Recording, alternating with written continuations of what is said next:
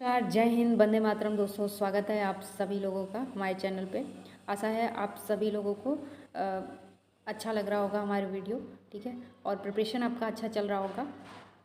तो आइए हम लोग प्रश्नों का श्रृंखला जारी रखते हैं। देखिए, पर्यावरण अध्ययन की पाठ्य पुस्तकों में अभ्यास एवं गतिविधियों को खाली स्थान उपलब्ध कराना चाहिए। पाठ के अंत में प्रकरणों में अंतर्निर्मित पुस्तक में अलग अलग स्थान पे इकाई के अंत में, तो इसका सही उत्तर हो जाएगा प्रकरणों में अंतर्निर्मित। ठीक है, अब देखिए, गतिविधियां प्रकरणों में अंतर्निर्मित होने से अधिगम अधिक व्यावहारिक, रोचक और प्रभावी बनता है। ठीक है, नेक्स्ट क्वेश्चन देखिए, पर्यावरण अध्ययन के शिक्षकों को देखिए ऑप्शन देखिए, विशेषतः पुस्तकों और परीक्षाओं पर ध्यान देना चाहिए, बच्चों के दृष्टिकोण को स्वीकार करना एवं सम्मान देना चाहिए, अभिभावक के विचारों को स्वीकार करना एवं सम्मान देना चाहिए, प्रयोगों पर ध्यान देना चाहिए। देखिए, पर्यावरण अध्ययन के शिक्षक को क्या करना चाहिए? इसका सही उत्तर हो जाएगा प्रयोगों पर ध्यान देना चाहिए। तो जो मतलब जो प्रयोग कर रहा है ना बच्चा, उस चीज़ पे ध्यान देना चाहिए। ठीक है, हम बच्चे के लिए हम क्या यूज़ कर रहे हैं उस चीज़ पे ध्यान दें। तो पर्यावरण अध्ययन में व्यवहारिक ज्ञान हेतु प्रयोगों और प्रत्यक्ष अनुभव पर ध्यान केंद्रित करना आवश्यक है। ठीक है, अनिवार्य है। ठीक, नेक्स्ट क्वेश्चन देखिए, प्राथमिक स्तर पर बच्चों का आकलन करने का सर्वश्रेष्ठ तरीका खाली स्थान है का उपयोग करना। किस मतलब तरीका को अपनाएंगे आप? आवधिक परीक्षण, गृह कार्य, योजना कार्य, पोर्टफोलियो। इसका सही उत्तर हो जाएगा पोर्टफोलियो। देखिए, पोर्टफोलियो बच्चे के शैक्षणिक प्रगति, प्रयासों और उपलब्धियों का एक व्यवस्थित और विस्तृत रिकॉर्ड होता है। ठीक है, इसमें बच्चे के बारे में एक एक चीज़ आपको देखने को मिलेगा। ठीक है, तो इसलिए ये उत्तर सही हो जाएगा पोर्टफोलियो। ठीक है, नेक्स्ट क्वेश्चन देखिए, एक शिक्षक पढ़ाते समय श्रव्य, दृश्य सामग्रियों एवं शारीरिक गतिविधियों का प्रयोग करता है क्योंकि ये ऑप्शन देखिए, शिक्षार्थियों को दिशा परिवर्तन उपलब्ध कराते हैं, अधिगम वृद्धि में अधिकतम इंद्रियों का उपयोग करते हैं, शिक्षक को आराम उपलब्ध कराते हैं, प्रभावी आकलन को सुगम बनाते हैं। तो देखिए, शिक्षक को आराम उपलब्ध कराते हैं, ये आंसर तो हो ही नहीं सकता है। ठीक है, अब आते हैं यहाँ पे देखिए, तो इसका सही उत्तर जो हो जाएगा ऑप्शन बी हो जाएगा। देखिए, अधिगम वृद्धि में अधिकतम इंद्रियों का उपयोग करना, मतलब अगर कोई दृश्य और श्रव्य सामग्री या शारीरिक गतिविधि का प्रयोग किया जा रहा है, इतनी सारी चीज़ें, तो क्या है कि सारी ज्ञान इंद्रियाँ आपकी उपयोग हो जा रही हैं ना इसमें। ठीक है, तो इसमें डेवलपमेंट के चांसेस अच्छे होते हैं। मतलब देखिए, तो बहु इंद्रिय शिक्षण से जानकारी को गहराई से समझने और लंबे समय तक याद रखने में मदद मिलती है। तो अगर आपकी सारी ज्ञान इंद्रियाँ खुली हुई हैं, ठीक है, शारीरिक गतिविधि हो रही है, तो वो वैसे ही बॉडी फंक्शनिंग है। ठीक है, श्रव्य यानी कान यानी सुनने का काम हो रहा है, दृश्य यानी देखने का, तो सारी आपकी मैक्सिमम ज्ञानेंद्रियाँ आपकी खुली हुई हैं, तो बच्चा क्या होगा, उसका लंबे टाइम तक उसको याद रहेगा चीज़ें। ठीक है, नेक्स्ट क्वेश्चन देखिए, सीमा प्रत्येक पाठ को रट कर तुरंत सीख लेती है, जबकि लीना चर्चा एवं ब्रेनस्टॉर्मिंग के बाद प्रत्येक पाठ को समझती है। तो यह क्या है, मतलब विकासात्मक सिद्धांत की ओर संकेत करता है। कौन से विकासात्मक सिद्धांत की ओर संकेत करता है? व्यक्तिगत विभिन्नताओं, सामान्य से विशिष्ट की ओर, निरंतरता, अंतर संबंध। तो देखिए, इसका सही उत्तर हो जाएगा ऑप्शन ए। ठीक है, व्यक्तिगत विभिन्नताओं को। ठीक है, तो प्रत्येक शिक्षार्थी की सीखने की गति, क्षमता और शैली भिन्न होती है, जिसे व्यक्तिगत विभिन्नता कहा जाता है। अब कोई बच्चा है जो रट ले रहा है, उसको उस तरह से वो सीख रहा है, कोई बच्चा है जो जोर देना पड़ रहा है उसको, तो थोड़ा टाइम लगेगा, कोई बच्चा समझ के सीख रहा है। ठीक है, तो ये सबका अपना तरीका होता है। हम सब भी देखिए, अगर हम रीडिंग कर रहे होते हैं तो कुछ बच्चे को लिख के पढ़ने की आदत होती है, कुछ बच्चे ऐसे ही मतलब पढ़ते हैं, बिना लिखे पढ़ते हैं।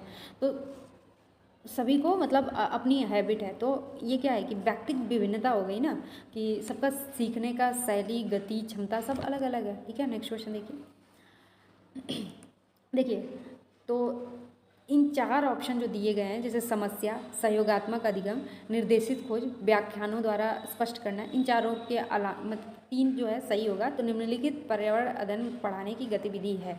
ठीक है, कौन सा ऐसा है जिसमें से एक को छोड़ करके बाकी जो है वो अध्ययन की सामग्री है, तो कौन सा वाला है जिससे नहीं है, ठीक है।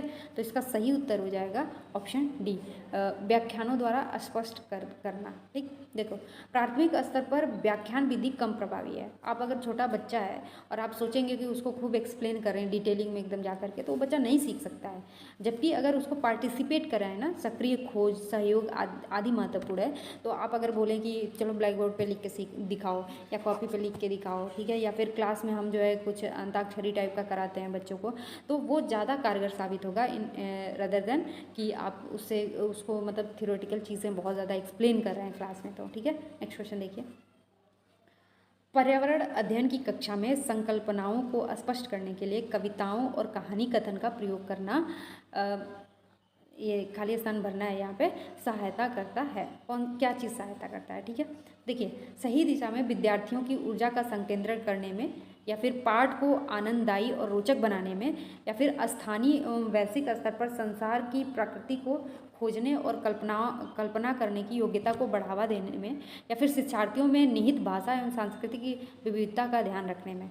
तो देखिए इसका सही उत्तर हो जाएगा ऑप्शन सी। देखिए, स्थानीय एवं वैश्विक स्तर पर संसार की प्रकृति को खोजने और कल्पना करने की योग्यता को बढ़ावा देने में मतलब ये सहयोगी हो जाएगा, ठीक है। देखिए, कविता और कहानी बच्चों की रचनात्मकता और दुनिया की खोज की क्षमता को विकसित करने में सहायक है।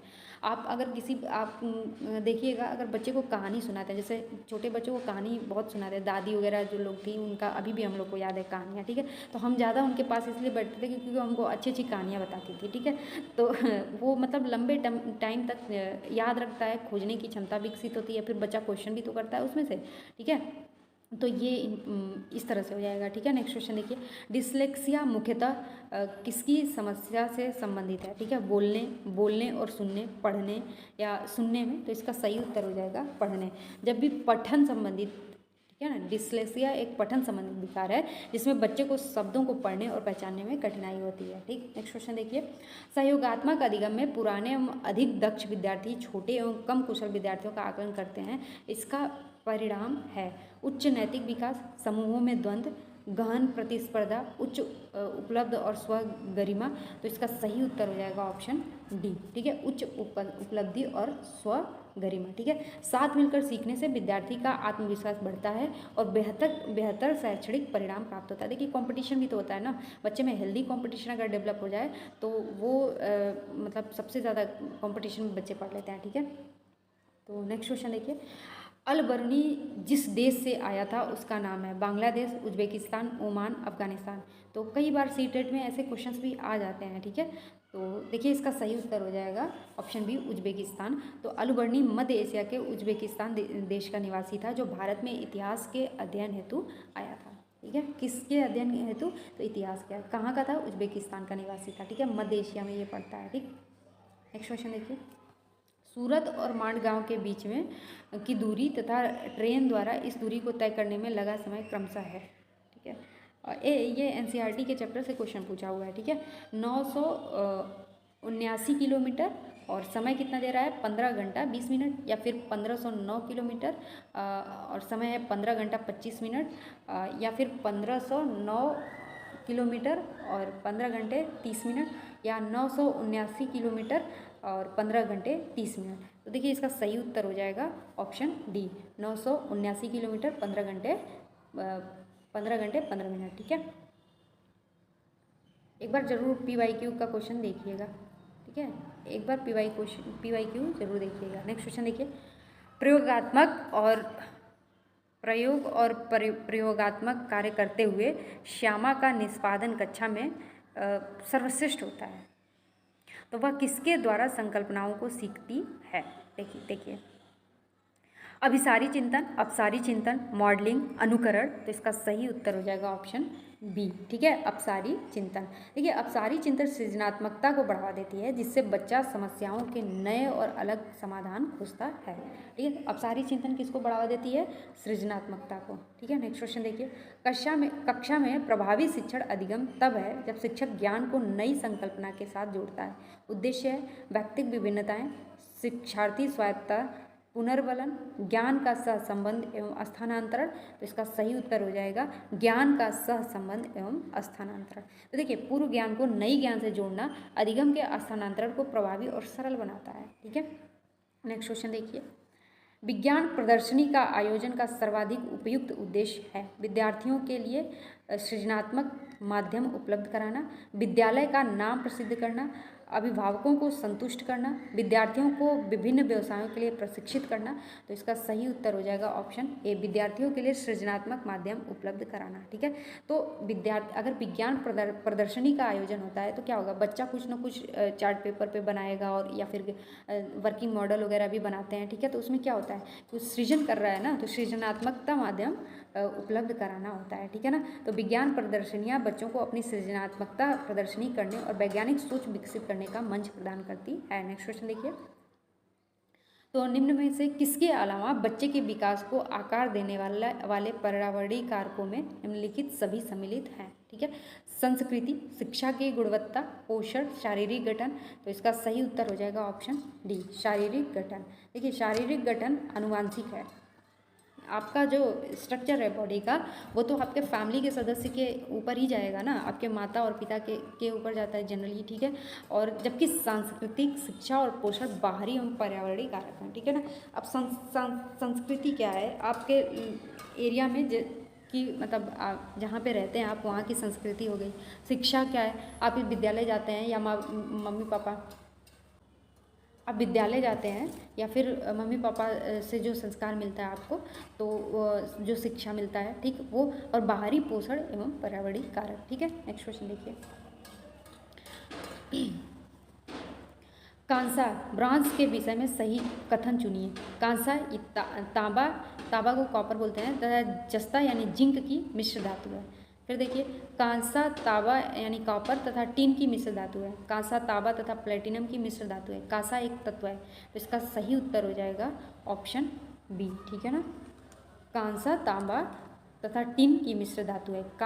देखिए, कांसा जो है ना, जिसको ब्रॉन्ज बोलते हैं, वो तांबा और टिन की मिश्र धातु है। ठीक है, ये कई बार पूछा हुआ है, इस बार के टेट में भी ये क्वेश्चन पूछा हुआ है। ठीक है, 6 to 8 वाला पेपर उठा के देखिएगा। ठीक है, तो कांसा एक मजबूत मिश्र धातु है जो मुख्य रूप से तांबा और टिन को मिलाकर बनाई जाती है। ठीक है, नेक्स्ट क्वेश्चन देखिए। एक ही तरह की फसल बार बार उगाने और बहुत से रसायनों के उपयोग करने से मृदा क्या हो जाती है, बंजर हो जाती है, या किसी विशेष फसल के लिए उपयुक्त बन जाती है, सिंचाई के लिए उपयुक्त बन जाती है, या फिर उर्वरक यानी उपजाऊ बन जाती है। तो इसका सही उत्तर हो जाएगा ऑप्शन ए। ठीक है, देखिए, आप सुने भी होंगे, अगर खेती होती होगी आपके घर पे, तो एक बार किसी खेत में गेहूँ बो दिया जाता है तो फिर वहाँ पे फसल चेंज कर दिया जाता है, फिर गन्ना बो दिया जाता है कहीं पे, तो कुछ मतलब ये इसलिए चेंज किया जाता है कि अगर फसल नहीं चेंज किया जाएगा तो वो ज़मीन बंजर हो जाएगी। ठीक है, तो अत्यधिक रसायनों और एक ही फसल के दोहराव से मिट्टी के प्राकृतिक पोषक तत्व नष्ट हो जाते हैं। ठीक है, नेक्स्ट क्वेश्चन देखिए। लेह लद्दाख के मकानों की विशेषता है, ए ढलवा छतें, बी निचली मंजिल खिड़की विहीन, या फिर सी पत्थर मिट्टी की दीवारें, डी लकड़ी के फर्श। तो इसका सही उत्तर हो जाएगा ऑप्शन ए। ठीक है, बी सी डी। देखिए, बी में क्या है, निचली मंजिल खिड़की विहीन। नीचे का जो आप लेह लद्दाख के घरों को अभी सर्च कीजिएगा अपने फ़ोन में, तो देखेंगे कि लेह लद्दाख की जो निचली मंजिल है वो खिड़की विहीन होती है। ठीक है, और फिर उसके बाद पत्थर मिट्टी की दीवारें होती हैं। ठीक है, मजबूती से बनाया गया होता है। ठीक, और फिर डी पे क्या है, लकड़ी के फर्श। तो इनके फर्श किस चीज़ के होते हैं, लकड़ी के। तो वहाँ की कठोर जलवायु के कारण दीवारें मोटी, फर्श लकड़ी का, और निचली मंजिल खिड़की विहीन होती है। नेक्स्ट क्वेश्चन देखिए। तरुण भारत संघ नामक समूह संबंधित है विशेष बच्चों को मदद के लिए, या फिर दोपहर का भोजन के लिए, निःशुल्क कोचिंग के लिए, या पुरानी झीलें पुनर्निर्मित करने के लिए। तो इसका सही उत्तर हो जाएगा ऑप्शन डी। देखिए, जो तरुण भारत संघ है ना, इसने बहुत अच्छा काम किया हुआ है। ठीक है, तो ये एक स्वयंसेवी संस्था है और जल संरक्षण और पुरानी झीलों के पुनरुत्थान है, तो ये समर्पित संस्था है और जनरली इसने काम किया हुआ है। ठीक है, इसको एक बार ज़रूर सर्च करके देखिएगा, क्योंकि मैं इन्वायरमेंट से मैं थोड़ा थोड़ा काम करती रहती हूँ, तो मुझे पता है इसके बारे में। तो तरुण भारत संघ जो है वो अच्छी संस्था है। ठीक है, स्वयंसेवी संस्था है। नेक्स्ट क्वेश्चन देखिए। सांपों के संदर्भ में सही कथन चुनिए। ए 4 जहरीले सांप, बी नाग जहरीला है, सी 4 खोखले दांत, डी विष से दवाई। तो इसका सही उत्तर हो जाएगा ऑप्शन सी, ठीक है, बी ए सी। देखिए तो देखिए ए ऑप्शन इसका सही है, 4 जहरीले सांपों के संदर्भ में सही है, ठीक है। और बी नंबर पे क्या है, नाग जहरीला है, ठीक है।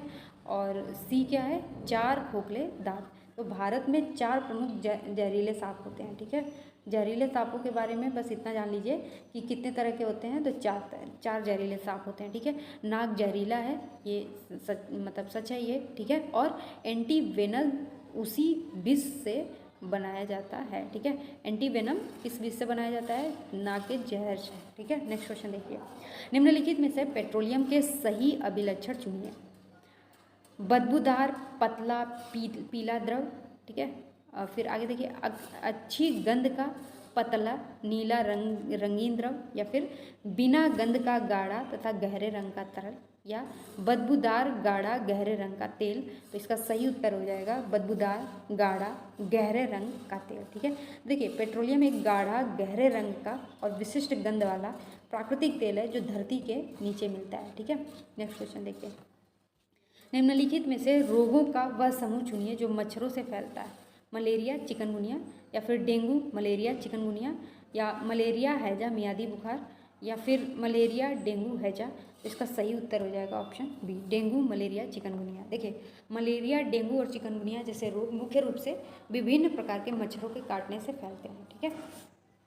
नेक्स्ट क्वेश्चन देखिए, मधुबनी चित्रों को बनाने के लिए चित्रकारों द्वारा उपयोग किए जाने वाले रंग होते हैं फाइबर पेंट, या सोने चांदी पेंट, या पिसे हुए चावल के रंगीन घोल, या पोस्टर रंग, ठीक है। तो इसका सही उत्तर हो जाएगा ऑप्शन सी, पिसे हुए चावल के रंगीन घोल। देखिए मधुबनी पेंटिंग जो है ना वो विश्व भर में बहुत पसंद है, फेमस है, ठीक है। और इसको जीआई टैग में मिला हुआ है, ठीक है।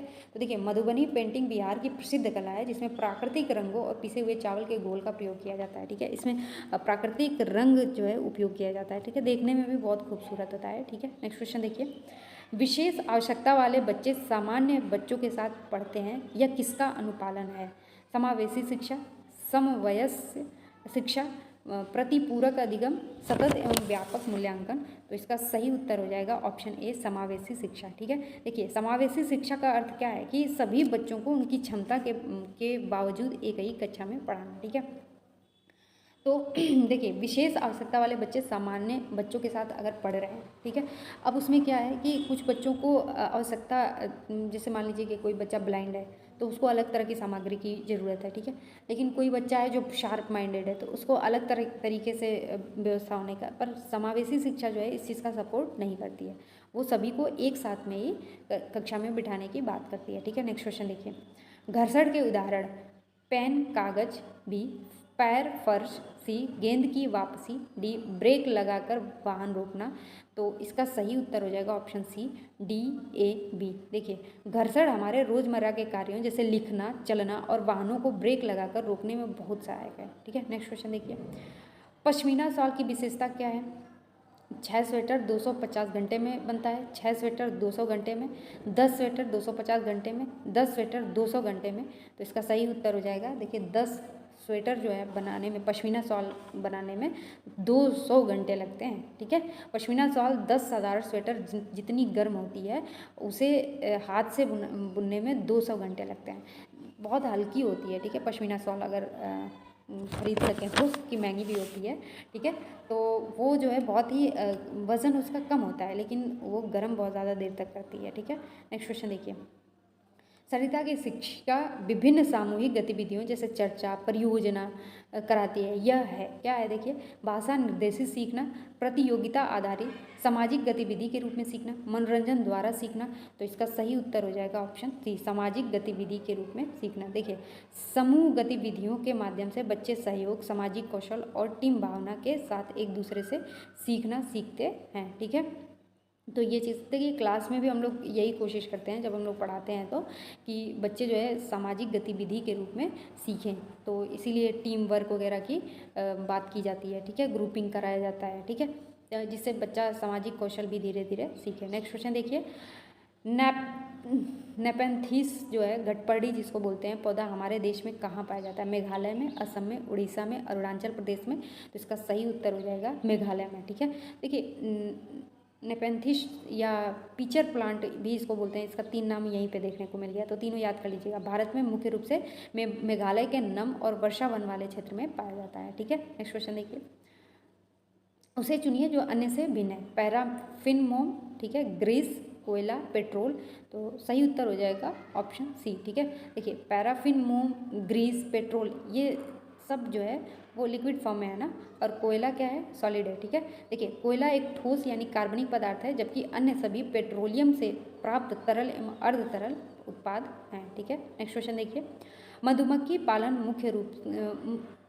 पालन शुरू करने का सबसे अच्छा समय है? अप्रैल से जून, जुलाई से सितंबर, अक्टूबर से दिसंबर, जनवरी से मार्च। देखिए क्वेश्चन हमेशा रिपीटेड ही होते हैं, बट जब आप रिपीटेड क्वेश्चन करने जाते हैं ना, मतलब PYQ आप जब कर रहे हैं ना, तो उसको थोड़ा सा एक बार सर्च कर लीजिए। और इस टाइम पे तो सबसे अच्छा AI है कि आप बस सर्च कीजिए और आपको उसका मतलब पूरा विस्तृत आपको नॉलेज मिल जाएगा। ठीक है, आप कई UPSC वालों का भी इंटरव्यू सुन रहे होंगे कि हाँ मैंने ChatGPT का या फिर जेमिनी का, इन सबों का यूज़ किया था। ठीक है, तो ये सब चीज़ें लोग मस्ती के लिए यूज़ करते हैं, पर आप स्टडी में अगर यूज़ करेंगे तो आपको बहुत ही बेनिफिट मिलेगा इस चीज़ का। ठीक है, और इसका सही उत्तर हो जाएगा ऑप्शन सी, अक्टूबर से दिसंबर महीने में। ठीक है, देखिए अक्टूबर से दिसंबर का समय मधुमक्खियों के प्रजनन और छत्ते के विस्तार के लिए सबसे उपयुक्त माना जाता है। ठीक है, तो देखिए मेरा कोई वो पर्पज़ नहीं है किसी भी चीज़ को प्रमोट करना और ये सब चीज़ें करना, लेकिन आपके एजुकेशन में जो चीज़ें बेस्ट चीज़ें होंगी, जिस चीज़ों से मैंने यूज़ करके पढ़ी है या अभी भी पढ़ती हूँ, जिन चीज़ों का मैं वो चीज़ें आपको बताती रहती हूँ। ठीक है,